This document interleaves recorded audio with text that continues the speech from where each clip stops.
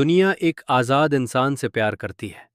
इसलिए नहीं कि वे उसकी इज्जत करते हैं, बल्कि इसलिए कि वे उसका इस्तेमाल कर सकते हैं। अगर आप आसानी से मिल जाते हैं तो आपको इस्तेमाल कर लिया जाता है। अगर आप हमेशा उपलब्ध रहते हैं तो आपको हल्के में लिया जाता है। अगर आप अपना समय, अपनी वफादारी और अपनी एनर्जी बिना किसी कीमत के देते हैं, तो हैरान मत होना जब आपके साथ किसी क्लियरेंस सेल में डिस्काउंट बिन जैसा बर्ताव किया जाए। इंसानी रिश्तों को चलाने वाला एक बेरहम आर्थिक नियम है, और उसे आपके अच्छे दिल की कोई परवाह नहीं है। ये सप्लाई और डिमांड का नियम है। जब आपकी सप्लाई ज़्यादा होती है, जब आप हमेशा वहाँ होते हैं, हमेशा जवाब देते हैं, हमेशा मदद करते हैं, हमेशा सिर हिलाते हैं, तो आपकी डिमांड ज़ीरो हो जाती है। आप ऑक्सीजन बन जाते हैं, शायद ज़रूरी लेकिन मुफ्त। और कोई भी हवा के लिए तब तक पैसे नहीं देता जब तक उसका दम न घुट जाए। पावर के आर्किटेक्ट निकोलो मचावेली ने सदियों पहले ये समझ लिया था। उन्होंने चेतावनी दी थी कि जो राजकुमार बहुत ज्यादा उदार, बहुत ज्यादा खुला और बहुत ज्यादा जाना पहचाना होता है, उसे आखिर में नफरत की नजर से देखा जाता है। उसे कमजोर समझा जाता है, उसे आम समझा जाता है, और आम चीजों को छोड़ दिया जाता है। आपने अपनी जिंदगी पसंद किए जाने की कोशिश में बिताई है। आपको सिखाया गया है कि अगर आप ज्यादा देंगे तो आपको ज्यादा मिलेगा। ये झूठ है। ये गुलामों वाली नैतिकता है जो मजदूरों को सिखाई जाती है, राजाओं को फुसफुसाकर बताई जाने वाली स्ट्रेटेजी नहीं। सच इससे भी ज्यादा गहरा है। सच तो ये है कि इंसान सिर्फ उसी चीज की वैल्यू करते हैं जिसके लिए उन्हें पैसे देने पड़ते हैं। वे सिर्फ उसी चीज की वैल्यू करते हैं जिसे खोने का उन्हें डर होता है। वे सिर्फ उसी चीज की वैल्यू करते हैं जो महंगी हो। अपनी पावर वापस पाने के लिए आपको आजाद होना बंद करना होगा। आपको सस्ती चीजों की दुनिया में एक लग्जरी चीज बनना होगा। लेकिन आप एक इंसान की आत्मा की कीमत कैसे तय करते हैं? जब आपके पास चुकाने के लिए बिल हों और रिश्ते बनाए रखने हों, तो आप कमी कैसे पैदा करते हैं? मैं आपको दिखाने जा रहा हूं। हम वैल्यू की साइकोलॉजी को समझने जा रहे हैं। हम आपकी पर्सनैलिटी पर लग्जरी इकोनॉमिक्स के नियम लागू करने जा रहे हैं। इस वीडियो के आखिर तक आप समझ जाएंगे कि मुश्किल होना एक अच्छा गुण क्यों है, और महंगा होना ही सच में आज़ाद होने का एकमात्र तरीका क्यों है। लेकिन पहले आपको ये मानना होगा कि आप सेल पर हैं और स्टोर बंद करने का समय आ गया है। पहला फेज, वैल्यू का पैराडॉक्स। पानी मुफ्त क्यों है और हीरे महंगे क्यों हैं? इकोनॉमिक्स के जनक एडम स्मिथ ने एक पैराडॉक्स से जूझते हुए आपकी पूरी सोशल लाइफ को समझाया। उसने पूछा, पानी जो जिंदगी के लिए जरूरी है, लगभग मुफ्त क्यों है? और हीरे जो बेकार हैं, इतने ज्यादा महंगे क्यों हैं? जवाब है, कमी। पानी हर जगह है। ये आसमान से गिरता है, ये नदियों में बहता है। क्योंकि ये बहुत ज्यादा है, इसलिए इसे हल्के में लिया जाता है। आप इससे हाथ धोते हैं, आप इसे टॉयलेट में बहा देते हैं, आप इसे बर्बाद कर देते हैं। हीरे बहुत कम मिलते हैं। उन्हें ढूंढना मुश्किल है। उन्हें निकालने के लिए मेहनत, तकलीफ और खून की जरूरत होती है। क्योंकि वे कम मिलते हैं, इसलिए उनकी कीमत चुकाई जाती है। लोग उनके लिए जान देते हैं। लोग उन्हें खरीदने के लिए खुद को भूखा मारते हैं। अपनी जिंदगी देखो, तुम पानी हो या हीरा? अच्छा आदमी, हाँ में हाँ मिलाने वाला भरोसेमंद दोस्त, वो पानी है। वो दूसरों के इकोसिस्टम के लिए जरूरी है। उन्हें अपनी परेशानियां सुनने के लिए उसकी जरूरत है। उन्हें भारी काम करने के लिए उसकी जरूरत है। उन्हें अपने ईगो को सही ठहराने के लिए उसकी जरूरत है। लेकिन क्योंकि वो आसानी से बहता है, इसलिए वे उसे बहा देते हैं। वे आखिरी मिनट में उसके साथ प्लान कैंसिल कर देते हैं, क्योंकि वे जानते हैं कि वो गुस्सा नहीं होगा। वे उसे कम पैसे देते हैं क्योंकि वे जानते हैं कि वो मोल भाव नहीं करेगा। वे अपना इमोशनल कचरा उस पर डाल देते हैं क्योंकि वे जानते हैं कि वो एक खुला डिब्बा है। उसे लगता है कि वो एक अच्छा इंसान है। असल में वो अपनी मौजूदगी से मार्केट में बाढ़ ला रहा है। उसने खुद का एक सरप्लस बना लिया है। महंगा बनने के लिए आपको हीरा बनना होगा। इसका मतलब है कि आपको उन लोगों के लिए बेकार हो जाना होगा जो आपको अफोर्ड नहीं कर सकते। ये एक मुश्किल मोड़ है। इसके लिए आपको अपने उस हिस्से को मारना होगा जो तुरंत वैलिडेशन चाहता है। आपको दूर कहलाने के लिए तैयार रहना होगा। आपको घमंडी कहलाने के लिए तैयार रहना होगा। थॉर्स्टीन वेन, सोशियोलॉजिस्ट जिन्होंने कॉन्स्पिक्यूस कंजम्पशन शब्द बनाया, ने कहा कि लोग स्टेटस इस बात से नहीं पाते कि वे क्या करते हैं, बल्कि इस बात से पाते हैं कि वे क्या बर्बाद कर सकते हैं। जब आप महंगे होते हैं तो आप ये इशारा करते हैं कि आप दूसरे लोगों की मंजूरी बर्बाद कर सकते हैं। आपको जिंदा रहने के लिए उनकी वैलिडेशन की जरूरत नहीं है। ये ऊंचे स्टेटस का इशारा है। आज ही शुरू करें। अपनी अवेलेबिलिटी का ऑडिट करें। आप कितनी जल्दी टेक्स्ट बैक करते हैं? आप कितनी बार उन चीज़ों के लिए हाँ कहते हैं जिनसे आप नफरत करते हैं? आप उन लोगों की बातें सुनने में कितना समय बिताते हैं जो कभी आपके बारे में नहीं पूछते? हर तुरंत जवाब एक कूपन है जो आप बांट रहे हैं। हर श्योर नो प्रॉब्लम एक डिस्काउंट कोड है। इसे रोको, सूखा पैदा करो, उन्हें प्यासा रहने दो। जब तुम अपनी सप्लाई हटाते हो तो तुम उन्हें अपनी वैल्यू का एहसास कराते हो। जब पानी बहना बंद हो जाता है तो लोग कंधे नहीं सिकोड़ते, वे घबरा जाते हैं, वे पाइप चेक करते हैं, वे कंपनी को कॉल करते हैं, वे अचानक इसे वापस पाने के लिए कुछ भी देने को तैयार हो जाते हैं। सूखा बनो। दूसरा फेज, वेलवेट रस्सी, फ्रिक्शन की कला। किसी हाई एंड नाइट क्लब के पास से गुजरो, हार्मिस जैसे लग्जरी बुटीक के पास से गुजरो। तुम क्या देखते हो? तुम एक लाइन देखते हो, तुम एक बाउंसर देखते हो, तुम एक बंद दरवाजा देखते हो, तुम बैरियर देखते हो। अब वॉलमार्ट के पास से गुजरो, दरवाजे अपने आप खुल जाते हैं, लाइटें तेज हैं, सबका स्वागत है। कौन आपकी इज्जत चाहता है? कौन किसके लिए तैयार होता है? हम उन चीज़ों को महत्व देते हैं जो हमें रोकती हैं। ये कोशिश को सही ठहराने का साइकोलॉजिकल कॉन्सेप्ट है। अगर हमें किसी चीज़ के लिए काम करना है तो हमारा दिमाग सोचता है कि ये कीमती होनी चाहिए। अगर हमें ये आसानी से मिल जाती है तो हमारा दिमाग मान लेता है कि ये सस्ती है। आप ऑटोमेटिक दरवाजों के साथ रह रहे हैं। आप किसी को भी अपने मेंटल स्पेस में आने देते हैं। आप किसी को भी अपने शेड्यूल में आने देते हैं। आप एक वॉलमार्ट हैं। आपको एक मखमली रस्सी लगाने की ज़रूरत है। आपको फ्रिक्शन लाने की ज़रूरत है। फ्रिक्शन बस इतना मुश्किल होने की कला है कि ये कम वी वैल्यू वाले लोगों को फिल्टर कर दे, लेकिन इतना आकर्षक हो कि ज़्यादा वी वैल्यू वाले लोग रुकावट पार कर लें। आप इसे कैसे लागू करते हैं? No default. ज़्यादातर लोगों की डिफ़ॉल्ट सेटिंग हाँ होती है जब तक कि मेरे पास न करने का कोई कारण न हो। आपकी डिफ़ॉल्ट सेटिंग न होनी चाहिए जब तक कि आप मुझे कोई कारण न दें। जब कोई एहसान, मीटिंग या डेट के लिए कहता है तो जवाब चुप्पी होता है। तब ये शायद होता है। तब केवल तभी जब ये आपके मिशन से मेल खाता हो, ये हाँ है। ये हिचकिचाहट बदतमीजी नहीं है, ये कैलिब्रेशन है। ये इशारा करता है कि आपके समय का पहले से ही हिसाब है। ये इशारा करता है कि आपका मकसद उनकी सेवा करने से भी बड़ा है। दूसरा, क्वालिफिकेशन प्रोसेस। किसी को बिना टेस्ट किए अपने इनर सर्कल में कभी ना आने दे।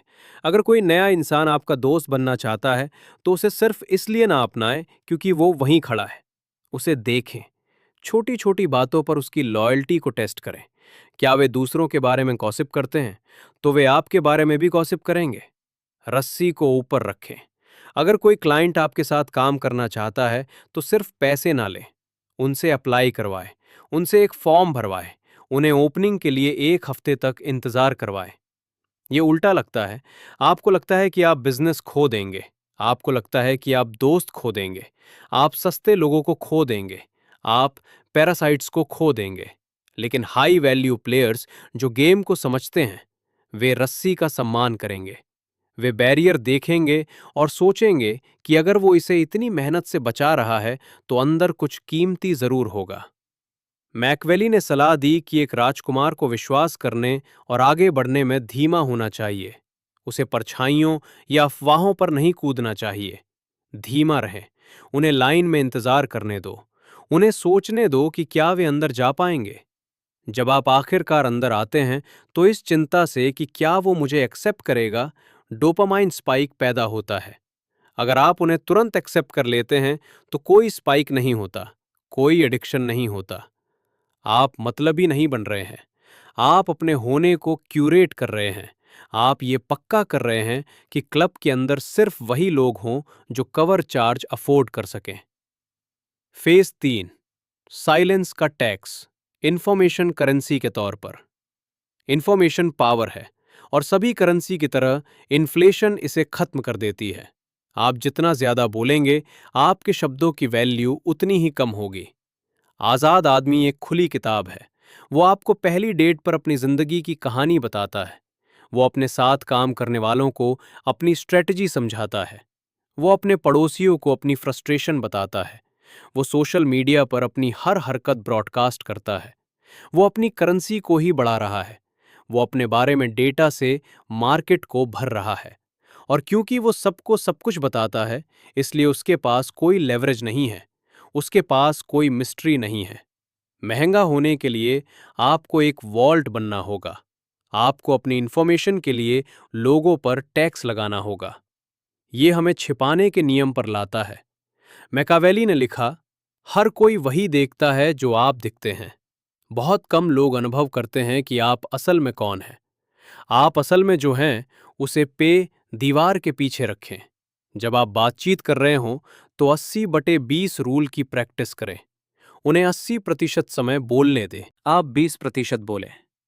जब आप बोलें तो एक्सप्लेन ना करें। बताएं, मैं एक नए शहर जा रहा हूं। क्यों? ये काम के लिए कहाँ है? ये बदलाव का समय है। वाक्य खत्म।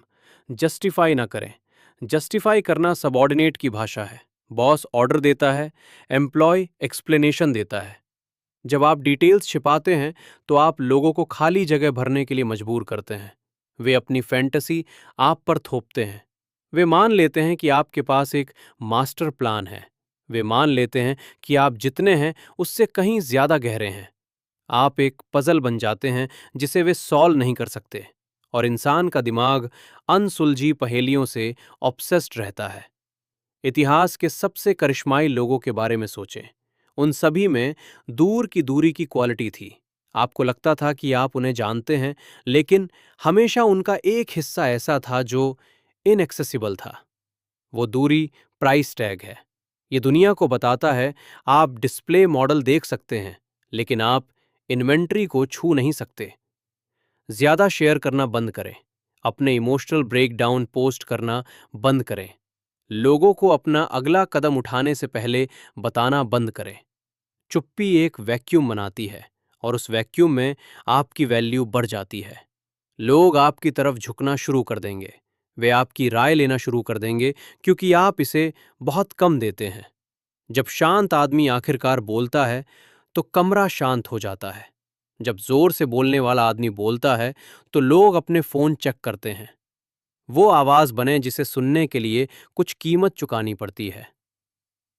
चौथा फेज, इमोशनल स्टोइकिज्म की कीमत। अब हम और गहराई में जाते हैं। हमने समय, एक्सेस और शब्दों के बारे में बात की है, लेकिन सबसे महंगी चीज जो आपके पास है, वो है आपका इमोशनल रिएक्शन। कम वैल्यू वाले लोग रिएक्टिव होते हैं। वे सस्ते होते हैं। आप एक बटन दबाते हैं, वे फट पड़ते हैं। आप उनकी बेइज्जती करते हैं, वे रोते हैं। आप उनकी तारीफ करते हैं, वे चमकते हैं। वे वेंडिंग मशीन है। आप स्टिमुलस का सिक्का डालते हैं और आपको रिएक्शन का प्रोडक्ट मिलता है। उनके पास कोई अंदरूनी सॉवरेनिटी नहीं होती। वे बाहरी घटनाओं के गुलाम होते हैं। महंगा होना नॉन रिएक्टिव होना है। ये वो चीज पाना है जिसे स्टोइक लोग एपीथिया कहते हैं। उदासीनता नहीं, बल्कि दुख से आजादी। ये उथल पुथल को देखने और बिना हिले रहने की काबिलियत है। ये महंगा क्यों है? क्योंकि अपनी बायोलॉजी को कंट्रोल करने में बहुत ज्यादा एनर्जी लगती है। जब कोई आपकी बेइज्जती करता है, तो आपका छिपकली जैसा दिमाग चिल्लाता है, हमला करो। उस चीख को ओवरराइड करने के लिए हाई लेवल एग्जीक्यूटिव फंक्शन की जरूरत होती है। इसके लिए डिसिप्लिन की जरूरत होती है। इसके लिए एक ऐसी आत्मा की जरूरत होती है जिसने खुद को जीत लिया हो। जब आप किसी बेइज्जती पर रिएक्ट नहीं करते, तो आप पावर डायनामिक को खत्म कर देते हैं। बेइज्जती करने वाला रिएक्शन चाहता है। यही वो पेमेंट है जिसकी उन्हें तलाश है। अगर आप उन्हें रिएक्शन देने से मना करते हैं, तो आप उन्हें ट्रांजैक्शन देने से मना कर देते हैं। आप उन्हें उनकी ही टॉक्सिसिटी का बोझ उठाने के लिए छोड़ देते हैं। एक नेगोशिएशन के बारे में सोचिए। एक आदमी पसीना बहा रहा है, तेजी से बात कर रहा है, डील पक्की करने के लिए बेचैन है। दूसरा आदमी पीछे झुका हुआ है, धीरे धीरे सांस ले रहा है, एक फाइल पढ़ रहा है। पावर किसके पास है? प्राइस कौन है? शांत आदमी ही महंगा आदमी है। मैकवेली जानते थे कि जो राजकुमार अपना आपा खो देता है वो अपनी अथॉरिटी खो देता है। गुस्सा कमजोरी का कन्फेशन है। ये मानता है कि किसी और के पास आपकी शांति भंग करने की पावर है। उन्हें वो पावर न दे। अपनी भावनाओं को तिजोरी में रखे सोने के बार की तरह समझे। उन्हें हर उस भिखारी को न दे जो दरवाजा खटखटाता है। अगर कोई आपको उकसाने की कोशिश करता है तो उसे गुस्से से नहीं बल्कि क्यूरियोसिटी से देखें। उसे एक साइंटिस्ट की तरह देखें जो भूल भुलैया में चूहे को देख रहा हो। दिलचस्प बिहेवियर, फिर चले जाएं। इस लेवल का डिटैचमेंट मैनिपुलेटिव लोगों के लिए डरावना होता है। वे आपके इमोशनल कर्ज पर डिपेंड रहते हैं। उन्हें चाहिए कि आप उन पर रिएक्शन दें, कर्ज खत्म करें, उनके ड्रामा के लिए भूत बन जाएं। जब आप इमोशनली महंगे होते हैं तो लोग आपके आसपास सावधानी से चलते हैं। इसलिए नहीं कि आप गाली गलौज करते हैं, बल्कि इसलिए कि उन्हें नहीं पता कि आप कहाँ खड़े हैं। उन्हें आपको समझने के लिए मेहनत करनी पड़ती है। उन्हें आपको समझने के लिए एनर्जी लगानी पड़ती है। और जितनी ज्यादा एनर्जी वे लगाते हैं, आप उनके लिए उतने ही कीमती बन जाते हैं। ये आपके फायदे के लिए इस्तेमाल किया गया डूबे हुए खर्च का झूठ है। अगर किसी ने आपको समझने, आपकी इज्जत पाने, आपके असली रूप की एक झलक पाने की कोशिश में महीनों बिताए हैं, तो वे दूर नहीं जाएंगे। उन्होंने बहुत ज्यादा इन्वेस्ट किया है। आप उनकी सबसे महंगी संपत्ति बन गए हैं। पांचवां फेज, जरूरत का न होना, दूर चले जाना। किसी लग्जरी चीज की सबसे बड़ी निशानी यह है कि उसे खरीदने के लिए आपकी जरूरत नहीं है। फरारी आपसे अपनी कार चलाने के लिए ऐड नहीं चलाती। उन्हें कोई फर्क नहीं पड़ता कि आप एक खरीदते हैं या नहीं, कोई और खरीदेगा। अगर नहीं तो कार शोरूम में सुंदर दिखती रहेगी, उसकी कीमत बनी रहेगी। आजाद आदमी जरूरतमंद होता है। उसे नौकरी चाहिए, उसे लड़की चाहिए, उसे पार्टी का इनविटेशन चाहिए। और क्योंकि उसे इसकी जरूरत है, इसलिए उसके पास मोल भाव करने की कोई ताकत नहीं है। नेवर स्प्लिट द डिफरेंस में क्रिस वॉस सिखाते हैं कि जरूरतमंद होना मोल भाव की मौत है। जैसे ही दूसरी तरफ को लगता है कि आपको डील मिलनी ही चाहिए, कीमत कम हो जाती है। महंगा होने के लिए आपको पीछे हटने की ताकत बढ़ानी होगी। आपको ऐसी जिंदगी बनानी होगी जहां आपको पूरा होने के लिए किसी खास इंसान या मौके की जरूरत न हो। मैकवेली का यही मतलब था जब उन्होंने कहा, एक राजकुमार को अपने हाथों पर भरोसा करना चाहिए, दूसरों के हाथों पर नहीं। अगर आपकी फाइनेंशियल स्टेबिलिटी पूरी तरह से एक बॉस पर निर्भर करती है तो आप सस्ते हैं, आप गुलाम हैं। अगर आपकी इमोशनल स्टेबिलिटी पूरी तरह से एक पार्टनर पर निर्भर करती है तो आप सस्ते हैं, आप डिपेंडेंट हैं। आपको अपनी ताकत को अलग अलग तरह से फैलाना होगा। ऐसी स्किल्स बनानी होंगी जो कम मिलती हैं। एक बड़ा नेटवर्क बनाना होगा। एक ऐसा दिमाग बनाना होगा जो आत्मनिर्भर हो। जब आप अपनी हड्डियों में गहराई से जानते हैं कि आप किसी भी टेबल से उठकर ठीक रह सकते हैं, तो आप खतरनाक हो जाते हैं। आप अलग तरह से मोल भाव करते हैं, आप अलग तरह से बोलते हैं। आप झांसा नहीं दे रहे हैं, आप बस शर्तें बता रहे हैं। ये मेरी कीमत है, ये मेरा स्टैंडर्ड है, मिलो वरना मैं चला जाऊंगा, और तुम्हें ये मानना होगा। आजाद आदमी बुरे रिश्तों में इसलिए रहता है क्योंकि उसे अकेले रहने से डर लगता है। महंगा आदमी इसलिए छोड़ देता है क्योंकि उसे पता है कि उसका अकेलापन बुरी संगत से ज्यादा कीमती है। आजाद आदमी कम सैलरी लेता है क्योंकि उसे बेरोजगारी का डर होता है। महंगा आदमी इसलिए छोड़ देता है क्योंकि उसे पता है कि उसकी स्किल्स बहुत अच्छी हैं। डील को बर्बाद करने की ये इच्छा ही डील को मुमकिन बनाती है। ये दुनिया को इशारा देता है, मैं बेताब नहीं हूं, मैं चुन रहा हूं। जब आपको उनकी जरूरत नहीं रहती तो उन्हें आपकी जरूरत होने लगती है।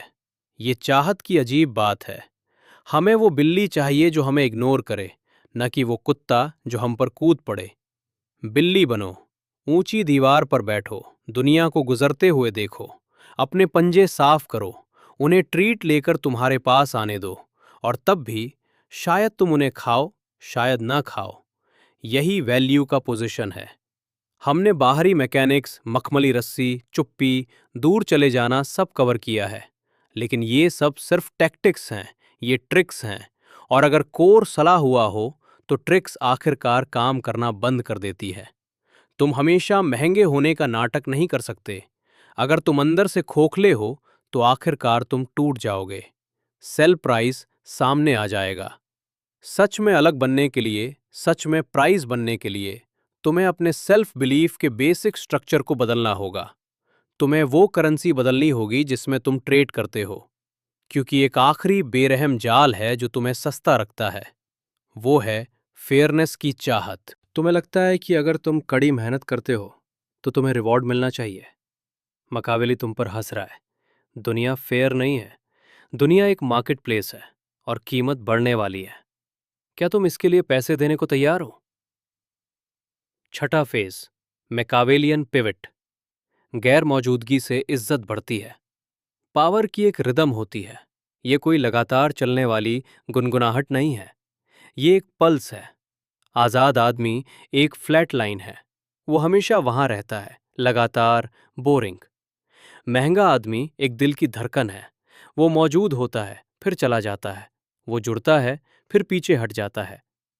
पावर के 48 नियमों में रॉबर्ट ग्रीन नियम 16 बताते हैं। इज्जत और सम्मान बढ़ाने के लिए गैर मौजूदगी का इस्तेमाल करें। ये वेलवेट रस्सी का एडवांस्ड एप्लीकेशन है। एक बार जब आप अपनी वैल्यू बना लेते हैं, एक बार जब आप उन्हें फंसा लेते हैं, तो आपको पीछे हट जाना चाहिए। आपको एक वैक्यूम बनाना होगा। क्यों? क्योंकि इंसानी कल्पना असलियत से ज्यादा ताकतवर होती है। जब आप किसी के साथ होते हैं तो वे आपकी कमियां देखते हैं। वे देखते हैं कि आपकी शर्ट पर दाग है। वे आपको हकलाते हुए सुनते हैं। आप इंसान बन जाते हैं। जब आप गैर मौजूद होते हैं तो आप एक आइडिया बन जाते हैं, और आइडिया में कोई कमी नहीं होती। जब आप पीछे हटते हैं तो लोग आपके बारे में अपनी कल्पनाओं से उस खामोशी को भरने लगते हैं। वे सोचते हैं कि आप क्या कर रहे हैं। वे सोचते हैं कि आप किसके साथ हैं। वे सोचते हैं कि आपको अभी उनकी ज़रूरत क्यों नहीं है। ये जिज्ञासा तारीफ में बदल जाती है। वो ज़रूर कुछ ज़रूरी काम कर रहा होगा। उसकी बहुत ज़्यादा डिमांड होगी। आप असल में अपनी मौजूदगी को कम आंक रहे हैं। सप्लाई कम करके आप कीमत बढ़ा देते हैं। लेकिन इसके लिए मजबूत हिम्मत चाहिए, क्योंकि जब आप पीछे हटते हैं तो आपकी इनसिक्योरिटी चीख उठेगी। क्या होगा अगर वे मुझे भूल गए? क्या होगा अगर उन्हें कोई और मिल गया? उन्हें कोशिश करने दो। अगर उन्हें कोई और मिल गया तो आप कभी डायमंड नहीं थे, आप बस एक जगह थे।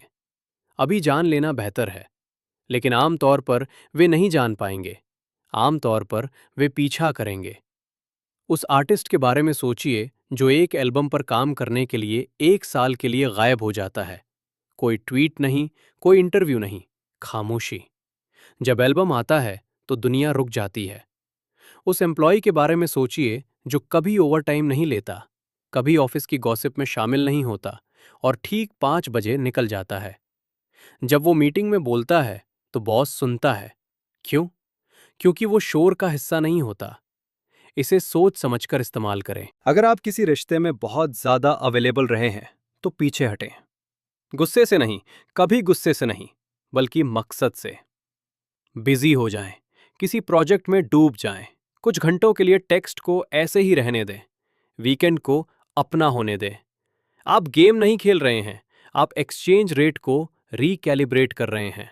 आप उन्हें याद दिला रहे हैं कि आपकी मौजूदगी एक प्रिविलेज है, हक नहीं। एक तारा जो हमेशा आसमान में रहता है उसे इग्नोर किया जाता है। एक कॉमेट जो हर 100 साल में एक बार दिखाई देता है, वो एक इवेंट है। कॉमेट बने। फेज 7, कभी भी फर्क को बांटे नहीं। मीडियोक्रिटी के प्रति इनटॉलरेंस। आजाद आदमी कॉम्प्रोमाइज करता है, वो फर्क को बांटता है। उसे $100 चाहिए, बॉस $50 ऑफर करता है। वो $75 लेता है और सोचता है कि वो जीत गया। उसे लॉयल्टी चाहिए, उसका पार्टनर ज्यादातर लॉयल्टी ऑफर करता है। वो इसे एक्सेप्ट करता है और सोचता है कि ये प्यार है। वो अपने स्टैंडर्ड से कॉम्प्रोमाइज करता है क्योंकि उसे डील खोने का डर है। महंगा होना मीडियोक्रिटी के लिए जीरो टॉलरेंस पॉलिसी रखना है। यहीं पर आप मुश्किल बनते हैं और यहीं पर आप रिस्पेक्ट कमाते हैं। स्टीव जॉब्स बहुत मुश्किल थे। उन्हें परफेक्शन चाहिए था। वो एक सर्किट बोर्ड को देखते थे जिसे कोई कभी नहीं देखेगा और कहते थे, ये बदसूरत है, इसे ठीक करो। क्या वो परेशान करने वाले थे? हाँ। क्या वो महंगे थे? दुनिया में सबसे महंगे। लोग परफेक्शनिस्ट के लिए काम करना चाहते हैं। वे ऐसे इंसान के साथ रहना चाहते हैं जिसके ऊंचे स्टैंडर्ड्स हों, क्योंकि इससे उन्हें पहचान मिलती है। अगर आप कचरा लेते हैं तो आप कूड़ेदान हैं। अगर आप बेहतरीन होने की मांग करते हैं तो आप राजा हैं। जब आप अपने कोर वैल्यूज पर फर्क करने से मना करते हैं तो आप ये इशारा करते हैं कि आप डेस्परेट नहीं हैं। मैं वीकेंड पर काम नहीं करता। मैं बेइज्जती बर्दाश्त नहीं करता। मैं झूठ बोलने वालों के साथ नहीं रहता। ये रिक्वेस्ट नहीं है, ये कानून है। जब आप कोई सख्त लाइन खींचते हैं तो लोग उसे टेस्ट करेंगे। वे उसके खिलाफ जाएंगे। वे देख रहे हैं कि आप असली हैं या नहीं। अगर आप लाइन पर बने रहते हैं तो वे झुक जाएंगे। अगर आप झुक जाते हैं तो वे आपको अपना बना लेंगे। महंगा आदमी स्टैंडर्ड कम करने के बजाय डील हारने को तैयार रहता है। और अजीब बात यह है कि क्योंकि वो डील हारने को तैयार रहता है, इसलिए उसे आम तौर पर वही मिलता है जो वो चाहता है। ये इस बात पर भी लागू होता है कि आप खुद के साथ कैसा बर्ताव करते हैं। दिखावटी खर्च का मतलब सिर्फ रोलेक्स खरीदना नहीं है। ये हाई क्वालिटी वाली आदतें अपनाने के बारे में है। अगर आप खुद के साथ कंजूसी करते हैं तो आप दूसरों के लिए महंगे नहीं हो सकते। अगर आप बेकार खाते हैं, खराब सोते हैं और बिना सोचे समझे कंटेंट देखते हैं तो आप अपने ही सबकॉन्शियस को सिग्नल दे रहे हैं कि आप एक कम वैल्यू वाली चीज हैं। अपने इंटरनल ऑपरेटिंग सिस्टम को अपग्रेड करें। मुश्किल किताबें पढ़ें, भारी वजन उठाएं, ऐसे कपड़े पहनें जो फिट हों, सही बात करें। खुद के साथ एक हाई परफॉर्मेंस मशीन की तरह बर्ताव करें जिसे प्रीमियम फ्यूल की जरूरत होती है। जब आप खुद के साथ इज्जत से पेश आते हैं तो दुनिया आपके पीछे चलती है। आप खुद के साथ जैसा बर्ताव करते हैं उससे आप लोगों को सिखाते हैं कि वे आपके साथ कैसा बर्ताव करें। अगर आप लगातार खुद को नीचा दिखाते हैं, मजाक करते हैं कि आप कितने बेकार हैं, तो इसे बंद करें। आप अपनी ही चीज को कम आंक रहे हैं। आप फरारी पर स्प्रे पेंट से ग्रेफिटी नहीं लिखेंगे। अपने कैरेक्टर पर बेइज्जती करने वाले स्प्रे पेंट न करें। खुद को किसी ऐसे इंसान के वजन के साथ धोएं जो मायने रखता है, घमंड के साथ नहीं। घमंड जोरदार होता है। ग्रेविटी ग्रेविटी चुप रहती है। Phase 8, luxury identity. मोल भाव करने वाले को मारना। हम सभी के अंदर एक मोल भाव करने वाला रहता है। ये वो आवाज है जो कहती है, सुरक्षित रास्ता अपनाओ, नाव को हिलाओ मत, बचे हुए के लिए शुक्रगुजार रहो। ये आवाज हमारे पुरखों से मिली एक सर्वाइवल मैकेनिज्म है। ये चाहती है कि तुम जिंदा रहो। इसे परवाह नहीं है कि तुम कामयाब होते हो या नहीं। महंगा बनने के लिए तुम्हें मोल भाव करने वाले को मारना होगा। तुम्हें लग्जरी आइडेंटिटी अपनानी होगी। इसका मतलब है अपनी सोच को क्या मुझे ये मिल सकता है से बदलकर क्या ये मेरे लायक है करना। आजाद आदमी एक कमरे में आता है और उम्मीद करता है कि लोग उसे पसंद करेंगे। महंगा आदमी एक कमरे में आता है और देखता है कि क्या वो उन्हें पसंद करता है। डायनामिक उल्टा है। आप चुनने वाले हैं। इसका मतलब ये नहीं है कि आप सबसे बेहतर है। इसका मतलब है ये जानना कि आप पर क्या फिट बैठता है। पहेली का एक टुकड़ा दूसरों से बेहतर नहीं होता। उसका बस एक खास आकार होता है। अगर वो फिट नहीं होता तो आप उसे जबरदस्ती नहीं करते। जब आप सस्ते स्लॉट में फिट होने की कोशिश करना बंद कर देते हैं तो आप महंगे स्लॉट ढूंढते हैं। इसके लिए एक लेवल की चुनने वाली ईमानदारी चाहिए। मैक्वेली ने सुझाव दिया कि कभी-कभी आपको ईमानदारी को हथियार की तरह इस्तेमाल करना चाहिए। आजाद आदमी शांति बनाए रखने के लिए झूठ बोलता है। वो कहता है, जब ये ठीक नहीं है तो ठीक है। महंगा आदमी शोर को काटने के लिए सच का इस्तेमाल करता है। मुझे ये आइडिया पसंद नहीं है, ये मेरे लिए काम नहीं कर रहा है, मुझे इससे बेहतर की उम्मीद है। ये साफगोई बहुत कम मिलती है, ये चौंकाने वाला है, ये कीमती है। नकली तमीज़ की दुनिया में सच बोलने वाला आदमी बहुत कम मिलता है। लोग आप पर ज्यादा भरोसा करेंगे क्योंकि आप उन्हें नाराज करने को तैयार हैं। वे जानते हैं कि आप चापलूसी करके उन्हें मैनिपुलेट नहीं कर रहे हैं। आप भरोसेमंद सलाहकार, सलाह देने वाले बन जाते हैं, और सलाह देने वाला हमेशा कमरे में सबसे ज्यादा पैसे वाला आदमी होता है। नौवां फेज, आखिरी कीमत, खालीपन का सामना करना। ये आखिरी कीमत है जो आपको चुकानी होगी। महंगा होने के लिए आपको गलत समझे जाने के लिए तैयार रहना होगा। आपको अकेले चलने के लिए तैयार रहना होगा। झुंड आज़ाद है, भेड़ें आज़ाद हैं, वे साथ चलती हैं, वे सुरक्षित हैं। बाग अकेला है, बाग महंगा है। जब आप ये नियम लागू करना शुरू करते हैं, जब आप मखमली रस्सी बांधते हैं, जब आप अपनी चुप्पी पर जोर देते हैं, जब आप समझौता करने से इनकार करते हैं, तो लोग रिएक्ट करेंगे। कुछ आपको बदला हुआ कहेंगे, कुछ आपको मतलबी कहेंगे, कुछ छोड़ देंगे। उन्हें जाने दो, ये छानने का प्रोसेस है। आप सोना खोजने के लिए रेत छान रहे हैं। आपको अपनी उंगलियों से बहुत सारी रेत गिरने देनी होगी। आज़ाद आदमी रेत को पकड़ने की कोशिश करता है, वो खाली हाथ से डरता है। महंगा आदमी जानता है कि खाली हाथ बस सोना पकड़ने के लिए तैयार है। आपको खालीपन के साथ कंफर्टेबल होना होगा। आप जो थे और जो बन रहे हैं उसके बीच की जगह, उस जगह में शांति है, अकेलापन है, लेकिन इसी शांति में आप अपना एम्पायर बनाते हैं। आप अपनी रेपुटेशन बना रहे हैं, और रेपुटेशन एक किले की तरह होती है। इसे बनाने में समय लगता है, पत्थर दर पत्थर, नहीं दर नहीं, चुप्पी दर चुप्पी। लेकिन एक बार बन जाने के बाद ये जिंदगी भर के लिए खड़ी रहती है। लोग आपसे मिलने से पहले आपके बारे में सुनेंगे। उन्हें पता चल जाएगा कि वो आसान नहीं है, वो सस्ता नहीं है, लेकिन वो इसके लायक है। यही लक्ष्य है, हर किसी को पसंद ना आना, बल्कि कुछ जरूरी लोगों द्वारा वैल्यू पाना। वो इनाम बनना जिसे जीतना ही है, वो इन्वेस्टमेंट बनना जो डिविडेंड दे। महंगा होना। आज आपके पास एक चॉइस है। आप वापस आज़ाद हो सकते हैं। ये आसान है, दरवाजे खुले हैं। आप अच्छे आदमी बन सकते हैं। आप हाँ में हाँ मिलाने वाले आदमी बन सकते हैं। आप अपनी चीज़ें तब तक दे सकते हैं जब तक आप में कुछ भी ना बचे। आप पॉपुलर हो जाएंगे, आपका इस्तेमाल किया जाएगा और आपको भुला दिया जाएगा। या आप स्टोर बंद कर सकते हैं, आप प्राइस टैग बदल सकते हैं, आप ना कहना शुरू कर सकते हैं, आप अपना ध्यान हटाना शुरू कर सकते हैं, आप बेहतरीन चीज़ें मांगना शुरू कर सकते हैं। ये मुश्किल होगा, शुरू में अकेलापन लगेगा, लेकिन आप फिर कभी सस्ते नहीं होंगे। आप आईने में देखेंगे और एक कीमती आदमी, एक दमदार आदमी, एक ऐसा आदमी देखेंगे जो टुकड़ों के लिए भीख मांगने के बजाय अपने माहौल पर हुक्म चलाता है। दुनिया एक मार्केट प्लेस है। सैंपल देना बंद करें, उनसे पूरी कीमत वसूलें, क्योंकि आपके पास सिर्फ आप ही हैं। और एक बार जब आप खर्च हो जाते हैं तो आपको वापस नहीं खरीदा जा सकता। दुर्लभ बनो, मुश्किल बनो, महंगे बनो।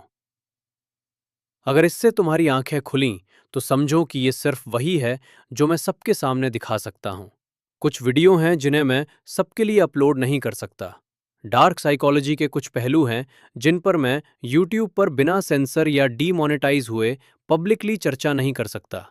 एल्गोरिदम सबसे पावरफुल जानकारी को दबा देता है। वे जॉइन बटन के पीछे मौजूद हैं। अगर तुम अभी भी यहाँ हो तो तुम दूसरों जैसे नहीं हो। अगर आपने अभी तक सब्सक्राइब नहीं किया है तो सब्सक्राइब करें, लेकिन अगर आप चाहते हैं कि जो छिपा है वो सब कुछ हो तो ज्वाइन बटन पर क्लिक करें और आर्किटेक्ट लेवल पर जाएं। आपको एक्सक्लूसिव अनसेंसर्ड वीडियो मिलेंगे जो इंसानी सोच के सबसे गहरे हिस्सों में उतरते हैं। ज्यादातर लोग ऐसा नहीं करेंगे, यही तो बात है।